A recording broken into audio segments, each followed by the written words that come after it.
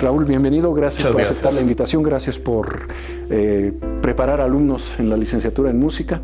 ¿Qué tal es esa labor? Es algo muy hermoso poder formar a los nuevos músicos, a los jóvenes talentosos que van a formar parte del quehacer musical de nuestro país. Claro. Y que además tenemos entendido que han llegado a distintos, a diversos espacios ya profesionalmente. Así es. En orquestas sinfónicas, en grupos afroantillanos, pero con una calidad extraordinaria, en conjuntos de boleros, pero con calidad profesional. Es decir, hay una versatilidad en el trabajo que están desarrollando nuestros egresados de la licenciatura no solamente en música. Aquí en Hidalgo, sino también en la Ciudad de México, en otros lugares del país.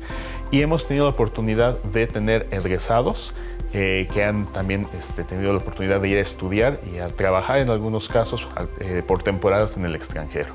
Es una gran satisfacción. Europa, por ejemplo, Estados Unidos. Una gran satisfacción.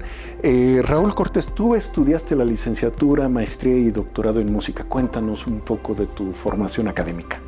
Bueno, mi formación está basada en la composición musical. Estudié aquí en México, en Canadá. Estudié en el Conservatorio Nacional de Música, ahí en la Ciudad de México. Luego estuviste en Morelia también. Y en el Conservatorio de las Rosas, lugar extraordinario también. Así es. Me tocó ya una época, un cambio que hubo en el Conservatorio de las Rosas, y ahí precisamente fue donde concluí mis estudios, aquí en México, en el área de composición musical. Y luego en Canadá hiciste el doctorado. Y luego en Canadá hice la maestría y posteriormente en Estados Unidos hice el doctorado. Básicamente te dedicas a la composición, ¿entendería eso? Sí, es el área en que yo me he desenvuelto y en el tiempo que he estado aquí trabajando en la universidad, pues he estado dando clases que, aunque nosotros no tenemos la licenciatura en composición musical, yo doy materias aquí dentro del programa de licenciatura que tienen que ver con esta parte de composición y teoría de la música. Y es que estamos en uno de los rincones de la cafetería del Instituto de Artes. Aquí, como verán, los alumnos no tienen espacio para aburrirse. Realmente habrá oportunidad en subsecuentes programas de ir viendo otros rincones de nuestro Instituto de Artes en Real del Monte, un pueblo declarado pueblo mágico, que de verdad de aquel auge minero que tuvo en el virreinato, hoy nos presenta rincones muy interesantes, muy agradables para el paseo, para la convivencia, y qué mejor contexto para establecer un instituto de artes con 4 licenciaturas en música, desde luego, que es lo que hoy platicaremos, en artes visuales, en danza y en teatro, en arte dramático. Hoy invitamos a Raúl porque queremos que nos platique de un trabajo muy interesante que desarrollaron a través de un simposio de la música en México, y sacaron un segundo volumen hace ya unos 7 años, 2010, un segundo volumen, La música en México. Estamos presentando los libros de distintos momentos, de distintas épocas, porque además lo comentábamos previamente al programa, Raúl, ¿qué es lo que nos permite la revisión a 7 años de distancia de la publicación de estas memorias del segundo simposio? ¿Qué ocurrió en el simposio? ¿Y qué es lo que hoy la lectura de este material nos ofrece? Realmente ya presentamos el primero hace algún tiempo con Mauricio Monterrubio, también profesor investigador de aquí, de la universidad, y ahora queremos que nos cuentes qué pasó en este segundo simposio, porque además, bueno, tuvieron participaciones muy, muy interesantes sobre diversos tópicos de la cultura musical en el país y, desde luego, los intereses que ustedes desarrollan aquí en este instituto. Muy bien, bueno, estas memorias nos traen varios recuerdos de aquella época. Fue el segundo simposio que se hizo, La música en México. A partir de los siguientes ya tuvimos la oportunidad de traer nuevos invitados y fue La música en Latinoamérica. Y actualmente todavía se llama así. El año pasado parece que tuvimos el 8º. Este año, en septiembre, pensamos tener el 9º y ahora ya se llama la música en Latinoamérica. Ampliaron el espectro del objeto de estudio. Sí, muy bien. Este segundo simposio fue organizado por el Cuerpo Académico de Música. En aquella época estaba integrado por el maestro Mauricio Hernández Monterrubio, que acabas de mencionar, el doctor Alejandro Moreno Ramos, un clarinetista, que ya no está con nosotros aquí en la universidad, y de un servidor. Y pues fue una de las tareas que nosotros estuvimos desarrollando como cuerpo académico y fue muy útil porque a partir de este tipo de trabajos nosotros pudimos hacer posteriormente una red temática con algunos colegas de la Universidad de Guadalajara que tienen trabajos publicados aquí y de la Benemérita Universidad Autónoma de Puebla, de la UAP, que también tienen un par de artículos que están aquí en estas memorias. Algo que me parece muy interesante es que además las artes y la cultura, como ese segmento del conocimiento y la práctica social, ustedes le dan fuerza y la toman como un material importante para el desarrollo social. Deja de ser un simple adorno para convertirse o recuperar su esencia de actividad trascendental para la formación de las sociedades y del ser humano. Entonces ustedes se meten y hacen una investigación, aplican inclusive la metodología de la investigación científica para estudiar el arte. Y tienen desde luego aquí artículos muy interesantes. ¿Por qué esta necesidad que aplaudimos muchísimo de darle ese realce científico al estudio de las artes? Porque también consideramos que es importante que la gente sepa, que conozca que en las artes también se pueden investigar, como las ciencias.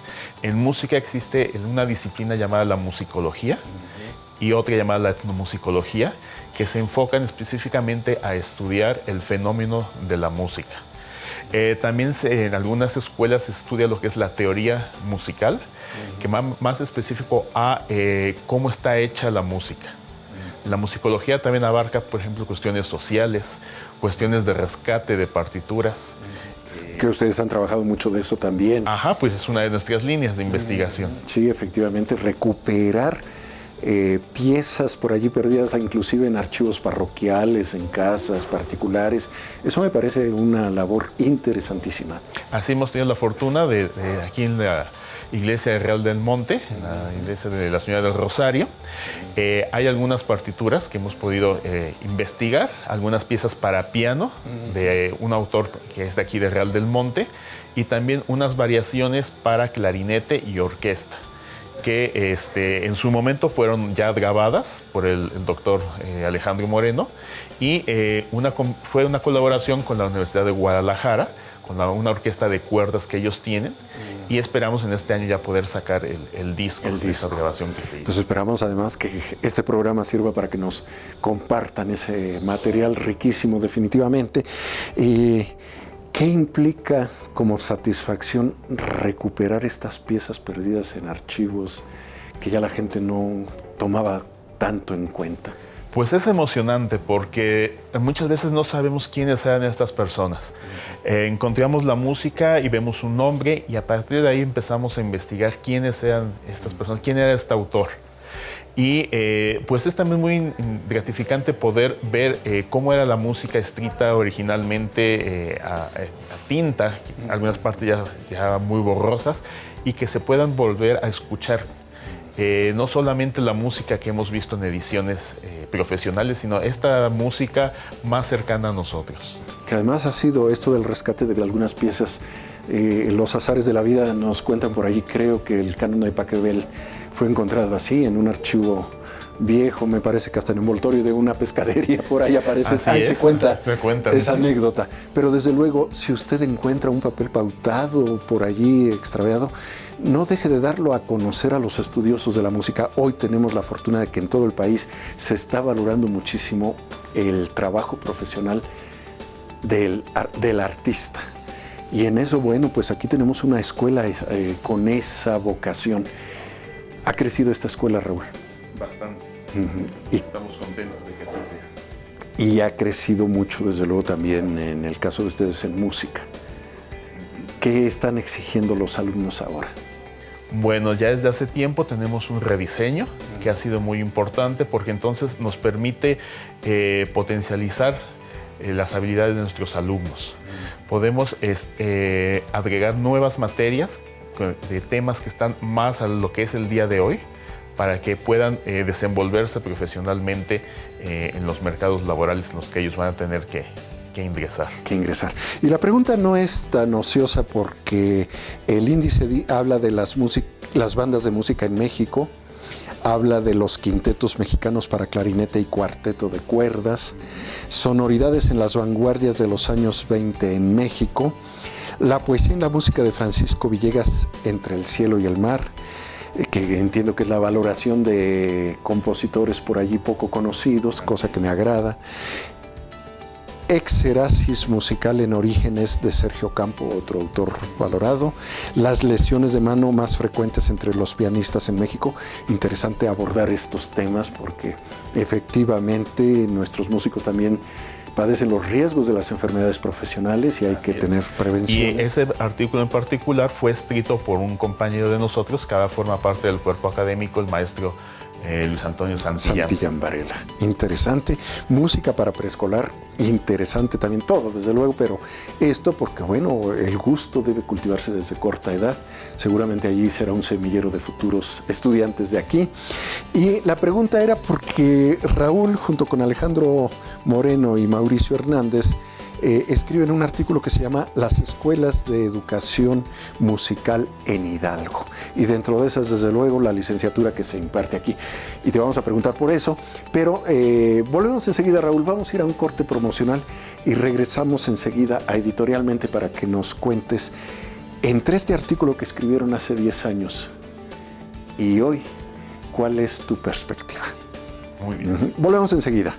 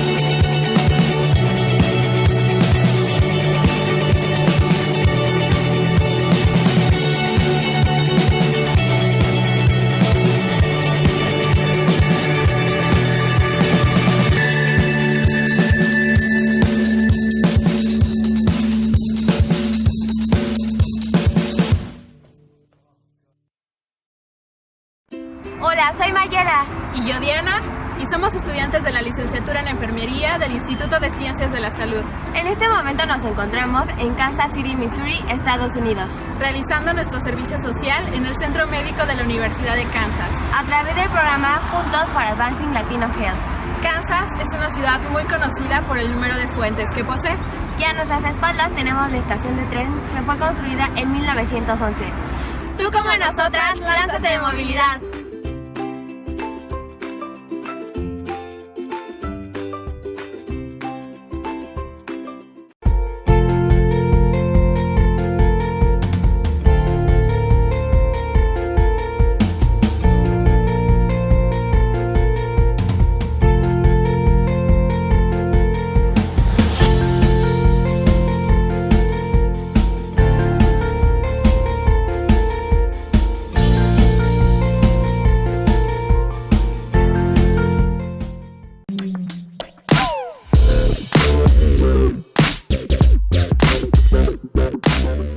Amigos, pues aquí regresamos a Editorialmente, este programa de la Universidad Autónoma del Estado de Hidalgo, donde platicamos con nuestros autores y platicamos sobre su trabajo y los resultados que nos comparten en sus libros. En esta ocasión platicamos con el doctor Raúl Cortés Cervantes, profesor investigador del Instituto de Artes de nuestra universidad en Mineral del Monte, Real del Monte, este pueblo colonial. Y Raúl, nos estabas platicando de este libro, Memorias del Segundo Simposio, que se editó hace 7 años, pero que era interesante comentarlo porque los artículos que aportan tienen vigencia. Así es. Me comentabas que han revisado estos materiales y bueno, siguen siendo motivo de consulta, motivo de diálogo y discusión entre los estudiantes, entre los profesores, porque además abordan aspectos de la historia, de la medicina del músico, esto sobre las enfermedades profesionales del pianista, pues es algo que debe atenderse. Sabemos de muchos casos en que padecen desgraciadamente, sí, incluso que han terminado sus carreras por ese tipo de lesiones. Y que pueden ser previsibles y prevenibles en un momento dado. Pero bueno, yo te preguntaba sobre el artículo que escriben ustedes respecto a las escuelas de educación musical en Hidalgo. Hace 7 años, en 2010, y hoy en 2017, ¿cuál es esa gama, esa variación interesante que tú observas y ese común que se ha mantenido? Muy bien, aquí en esa época, en el año 2010, hicimos una comparación en las escuelas que había en ese momento. Tomamos la Escuela de Artes, la Escuela de Música del Estado de Hidalgo y nuestra licenciatura en Música. Entonces veíamos qué características tenía cada una de estas escuelas. Y ahora, 7 años después, vemos cómo han avanzado, cómo se han modificado en algunas cosas. Y las 3 básicamente, ¿verdad? Bueno. Sí, por ejemplo, la Escuela de Artes pues sigue con esa vocación de formar jóvenes, quizás niños desde muy temprana edad, para que sean los futuros músicos o que sean, si no quieren ser músicos, que sean públicos, que es algo muy importante también. Apreciadores con conocimiento. Exactamente. Entonces podríamos decir que ahora transformada en Centro de las Artes de Hidalgo, esta antigua Escuela de Artes, hoy sigue siendo un centro de formación y definición de vocaciones en edades tempranas del individuo. Esa es su principal vocación. Sí. Luego podemos ir a un nivel más alto de lo que es el profesionalismo de la música y tenemos la Escuela de Música del Estado de Hidalgo. Se transformó la de Música de todos los tiempos en Escuela de Música del Estado de Hidalgo. Y nuestra universidad. Vemos en la EME, la Escuela de Música del Estado de Hidalgo, cómo ahora ellos ya tienen también licenciaturas, pero ellos se van sobre la composición musical. Eso es algo diferente de nosotros. Nosotros nos enfocamos a la interpretación musical. Ese es, digamos, nuestro fuerte. El de ellos está más hacia la composición musical y hacia, por ejemplo, la grabación. Formar ingenieros en grabación. Que también es muy interesante. Muy interesante que tengan los conocimientos artísticos y los conocimientos tecnológicos para poder ser un profesional competente en esta área. Y actualmente ellos también están en el trabajo de un posgrado, de una maestría, también enfocado a la composición de música, pero por ejemplo para el cine, para las cuestiones multimedia. Muy bien. ¿Y nosotros? Nosotros estamos enfocados más a lo que es la interpretación musical. Todos nuestros alumnos, al terminar sus estudios, pues deben de tener un grado bastante aceptable de ejecución musical. En aquella época, hace 7 años, no era tan obligado en ese momento. Ahora sí, todos los alumnos tienen que hacer un recital final para poder titularse. Claro. Entonces, eso nos acerca más a otras escuelas que ya tienen muchos años y que tienen este tipo de políticas de egreso. Hemos tenido oportunidad de asistir a algunos recitales de final de cursos o recitales de graduación de alumnos y de composición inclusive, y nos hemos encontrado con sorpresas muy gratas, muy agradables, porque vemos un gran esfuerzo, una convicción y una identidad, un sentido de pertenencia con este instituto de nuestros alumnos. ¿Qué te dicen estos jóvenes que tú has visto egresar en algún seguimiento por amistad, por esa tradición del profesor? ¿Dónde están ahora nuestros alumnos participando? Bueno, nuestros alumnos, algunos de ellos, por ejemplo, están en la orquesta de la universidad, ya están tocando, no como becarios, como empezaron ellos, sino ya como músicos profesionales. Profesionales. Algunos han continuado sus estudios en la Ciudad de México, en otras escuelas de música. O con profesores particulares, también. Con una disciplina ya muy personalizada, ¿verdad? Sí, hay algunos que han logrado obtener trabajo, por ejemplo, en el Centro de las Artes, en las partes de administración escolar, musical. Por ejemplo, en la parte de música del Centro de las Artes son nuestros egresados. Algunos profesores también son nuestros egresados. Y en casas de cultura también tenemos alumnos que ahora se encuentran laborando en esa parte. A mí esto me parece muy importante porque las artes habían estado olvidadas de la educación o soterradas. Estaban allí pero sin mayor atención. La gente que tocaba la guitarra, el piano, el violín, se acercaba a ponerles alguna canción, en el mejor de los casos, pero faltaba una formación configurada específicamente como clase con todo el rigor y la metodología para iniciar a los pequeños y a los adolescentes y a los jóvenes, y diría yo también que a los adultos, en la apreciación artística en general y cultural, y desde luego en la apreciación musical.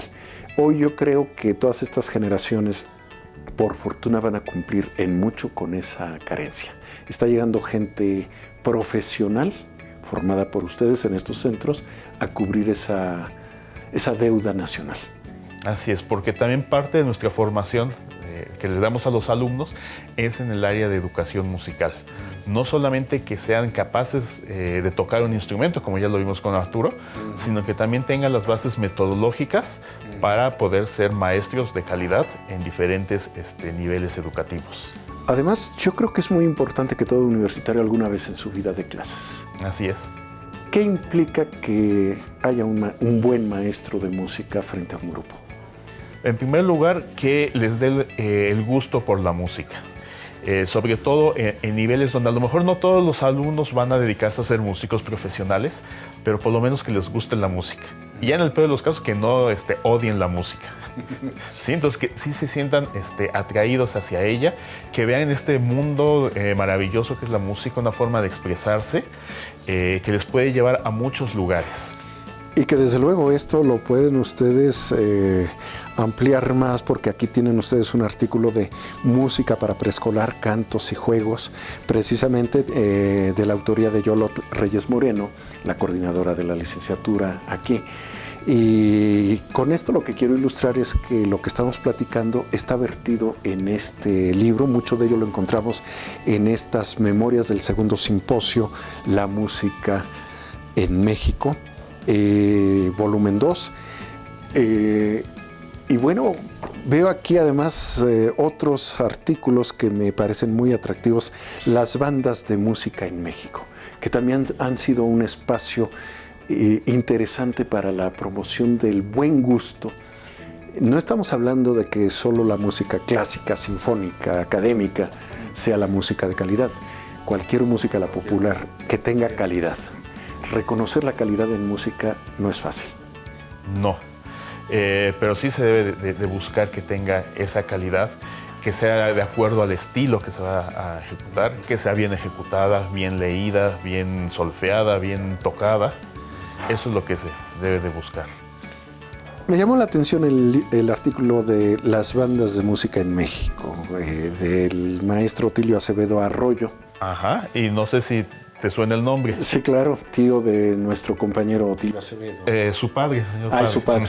Mira, qué gusto saberlo, sí. Él tuvimos la fortuna de tenerlo en este simposio y nos hizo una plática muy interesante acerca de su experiencia como director de bandas, bandas de música. Él fue muchos años director de una banda y en la policía, en México, y pues una banda de mucha tradición. Sí, claro. Entonces claro. aquí en esta memoria que tenemos de él, pues nos explica más o menos cómo fue la historia en el siglo XX y a finales del XIX de las bandas en nuestro país. Que además tienen una gran tradición, tanto las bandas de capitales de estado como la que tenemos aquí, la banda, lo que fue la banda de rurales, ahora banda del estado de Hidalgo, y también pienso, por ejemplo, en las muchas bandas de Michoacán, de Oaxaca, de Chiapas, bandas de una sonoridad extraordinaria.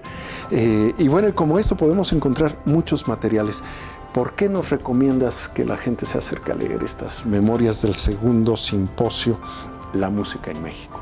Bueno, ustedes van a encontrar aquí diferentes artículos, diferentes temas, como por ejemplo lo que decías tú de las bandas, los temas de educación musical, con las escuelas de música en Hidalgo, lo de la música para preescolar, pero también hay temas más especializados, por ejemplo, para los alumnos o maestros de música, como son las cuestiones de la éfrasis musical, que es esta idea de convertir, por ejemplo, una pintura en una obra musical. ¿Cómo se puede traducir? Entonces, son dos artículos que hablan de este tipo de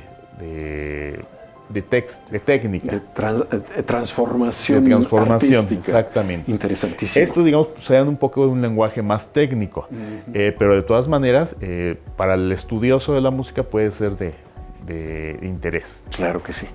Pues de verdad, Raúl, creo yo que es una gran aportación y ya platicaremos de posteriores trabajos que nos compartan ustedes derivados de los sucesivos simposios y del mucho trabajo que están realizando aquí. Muchísimas gracias, Raúl Muchísimas Cortés, gracias. Profesor investigador del Instituto de Artes de nuestra universidad. Gracias a usted que nos sigue en Editorialmente, un programa de la Universidad Autónoma del Estado de Hidalgo, y lo esperamos en la próxima emisión. Hasta luego.